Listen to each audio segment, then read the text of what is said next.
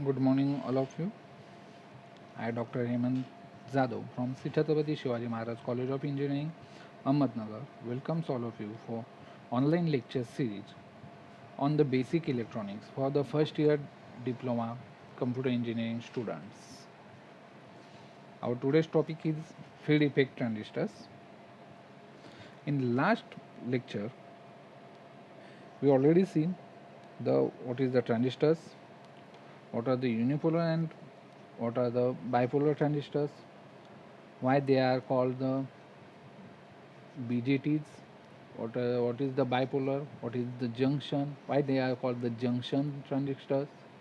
Now, in this lecture, we see the FET or the field effect transistor, which is the unipolar transistor.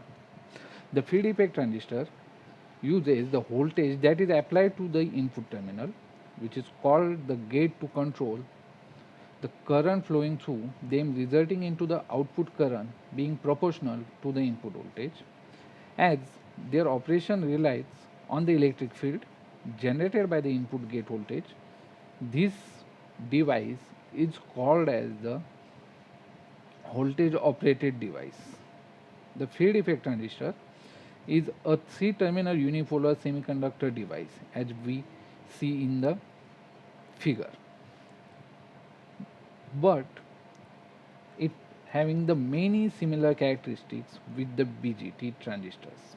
For example, both having the high efficiency, instant operations, cheap, robust, and can be used in the most electronic circuit applications of all over electronics circuits.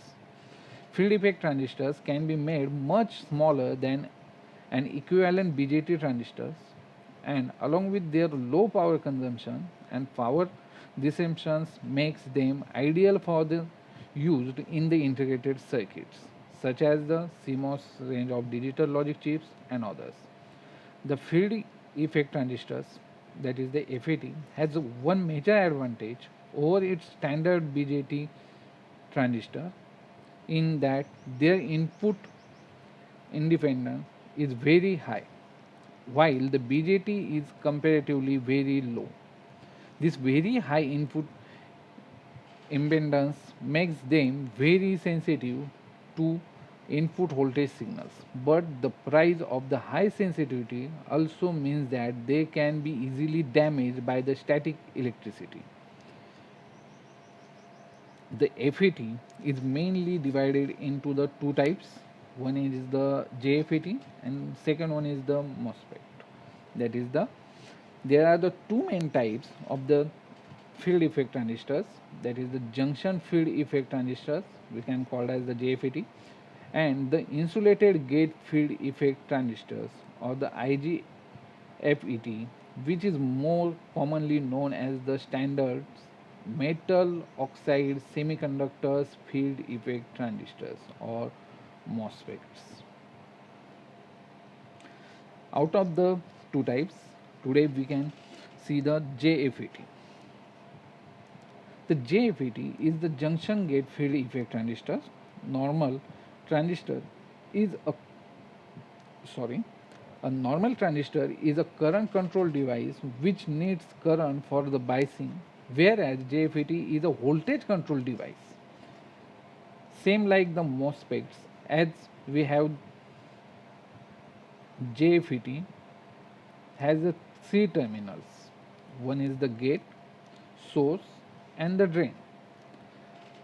The source is the accumulations of electrons at the negative pole of the drain source voltage, while drain is the electron deficiency or the holes at the positive pole of the applied voltage, while the gate is the control the width of the n channel and therefore the flow of charge from the source to drain.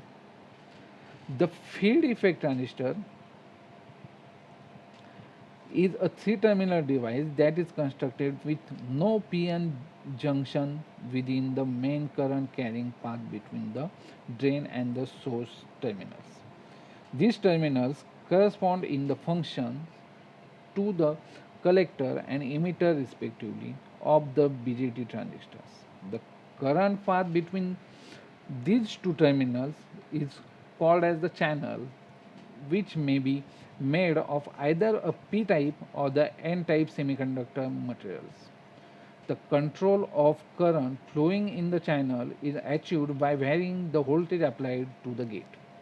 As their name implies, bipolar transistors or the bipolar devices because they operate with both types of charge, that is the holes and electrons, while the FET is the unipolar device. That means that depends only on the conduction of electrons or the holes. That means in FET either N channel is used or the P channel is used.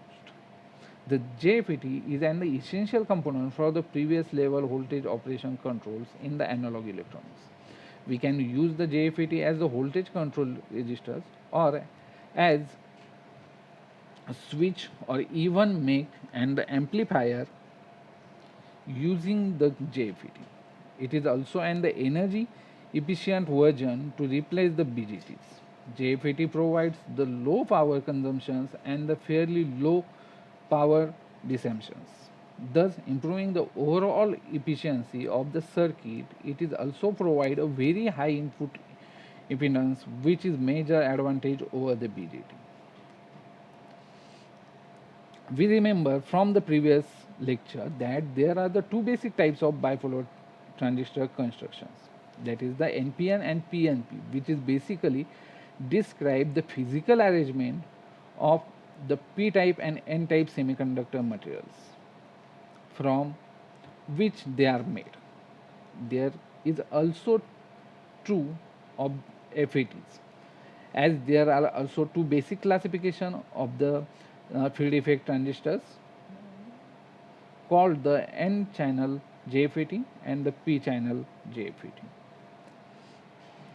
N-channel JFET and P-channel JFET's semantic models are shown in the image. The arrow denotes the type of JFETs. The arrow showing to gate denotes that the JFET in N channel, and on the other hand, the arrow from the gate denoted P channels. These arrows also indicates the polarity of the PN junctions. The current flowing through the drain and the source is dependable on the voltage applied to the gate terminals. For N-channel JFET, the gate voltage is negative, and for the P-channel JFET, the gate voltage is positive. In the diagram, we can see the basic construction of the JFET. The N-channel JFET or the P-channel JFET, the consist of the P-type material in N-type substrate, where the N-type materials are used in the P-type substrate to form the P-channel JFET. The JFET is constructed using the long channel of semiconductor materials depending on the construction process. If the JFET contained a great number of positive charges carriers, is a P-type JFET, and if it has the large number of negative charges, then it is called as the N-type JFET. Next point is the how the JFET is worked, that is the working of the JFET. One the best example to understand the working of JFET is the imagine the garden hose pipe. Suppose a garden hose pipe is providing a water flow through it. If we squeeze the hose, the water flow will be less, and a certain point if we squeeze it completely, there will be zero water flow. JFET works exactly in that way. If we interchange the hose with JFET and the water flow with a current and then construct the current carrying channel, we could control the current flow. When there is a no voltage across gate and source, the channel becomes a smooth path which is wide open for electrons to flow. But The reverse thing happens when a voltage is applied between the gate and source in the reverse polarity. That makes the PN junction reverse bias and makes the channel narrower by increasing the depletion layer and could put the JPT in cutoff or the pinch off region. In the image, we can see the saturation mode and the pinch off mode, and we will be able to understand the depletion layer become wider and the current flow becomes less. If we want to switch off a JFET, we need to provide a negative gate to source voltage denoted as VGS for the N-type JFET, and for the P-type JFET we need to provide the positive voltage VGS. JFET only works in the depletion mode, whereas the second type of FET MOSFET have the depletion mode and enhancement mode working. Now the JFET characters. In this diagram or in this image, a JFET is a bias through a variable DC supplied, which will control the VGS, that is the voltage of a JFET. We also applied a voltage across the drain and source using the variable VGS2. We can plot the I versus V curve of the JFET, and the I versus I versus V curve is shown in the diagram. In the diagram, we can see three graphs for the three different values of VGS voltage: 0 volt, -2 volt, and -4 volt. There are the three different regions: ohmic, saturation, and breakdown region. During the ohmic region, the JFET acts like a voltage controlled resistor, where the current flow is controlled by the voltage applied to it. After that, the JFET gets into the saturation region, where the curve is almost straight. That means the current flow is stable enough where the VDS would not interfere with the current flow. But when the VDS is much more than the tolerance, the JFET gets into the breakdown mode, where the current flow is uncontrolled.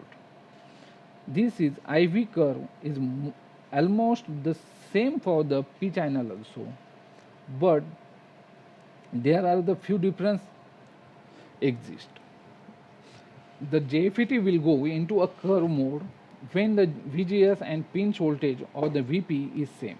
Also, as in the above curve, for the N channel JFET, the drain current increases when the VGS increases. But for the P channel JFET, the drain current decreases when the VGS increases. Now we see the biasing of the JFET. There are the different techniques which are used to bias the JFET in a proper manner. Today we are having the three widely used techniques for the discussion. One is the fixed DC biasing technique, second one is the self biasing technique, third one is the potential divider biasing technique. First one is the fixed DC biasing technique. In the fixed DC biasing technique, of the N channel JFET, the gate of the JFET is connected in such a way that voltage VGS of the JFET remains negative at all the time. As the input independence of JFET is very high, there are no loading effects observed in the input signal. The current flow through the resistors R1 remaining 0. When we apply an AC signal across the input capacitors C1, the signal appears across the gate. Now if we calculate the voltage drop across the R1, as per the Ohm's law, it will be the V is equal to I into R, or the V drop is equal to gate current into the R1. As the current flowing to the gate is 0, the voltage drop across the gate remains 0, and so By this biasing technique, we can control the JFET drains current by just changing the fixed voltage and thus changing the VGS. And so it is called the fixed DC biasing technique. Second is the self biasing technique.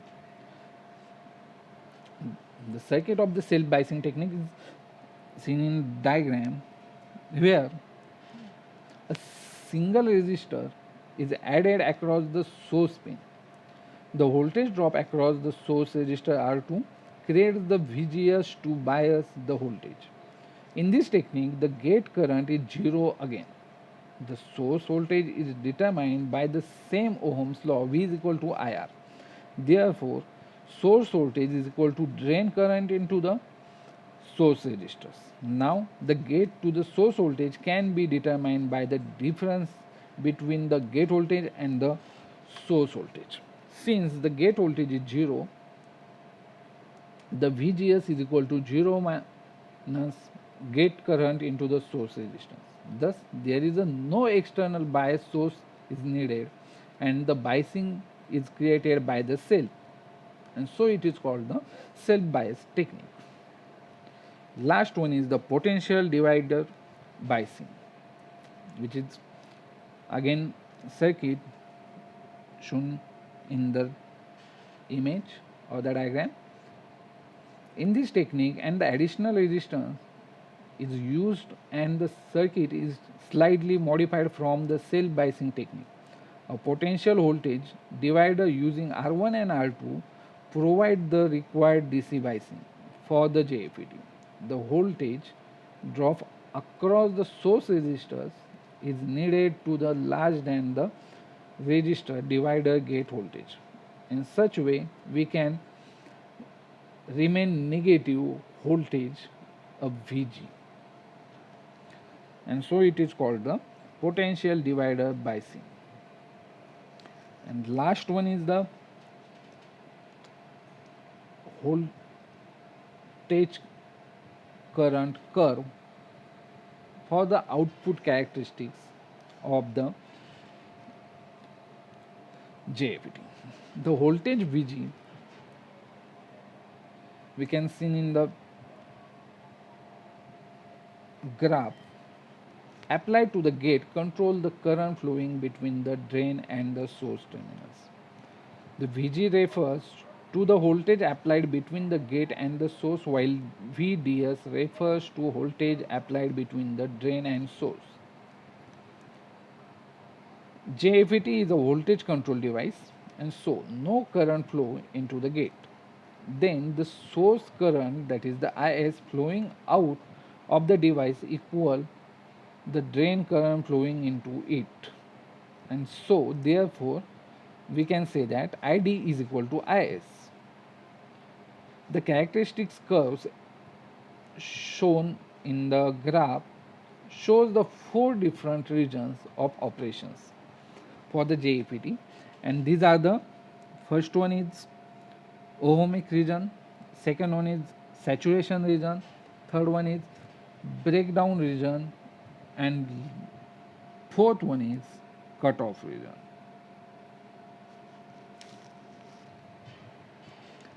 Ohmic region, when the VGS is equal to 0, the duplication layer for the channel is very small and the JFET acts like a voltage control resistance. Cutoff region or the pinch off region is, this is the also known as the pinch off regions because the gate voltage, that is the VGS, is sufficient to cause the JFET to act as the open circuit as the channel resistance is at maximum. Third one is the important region, which is saturation region. It is also called as the active region. The JFET becomes a good conductor and it controls by the gate source voltage, that is the VGS, while the drain source voltage, that is VDS, has little or no effect in this region. And last one is the breakdown region. The voltage between the drain and the source, that is the VDS, is very high enough to cause the JPT resistance to break down and pass uncontrolled maximum current. In background region, mostly the device or the circuit is damaged due to the high voltage.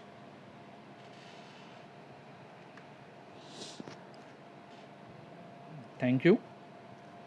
If any questions, then please mail me or the WhatsApp me.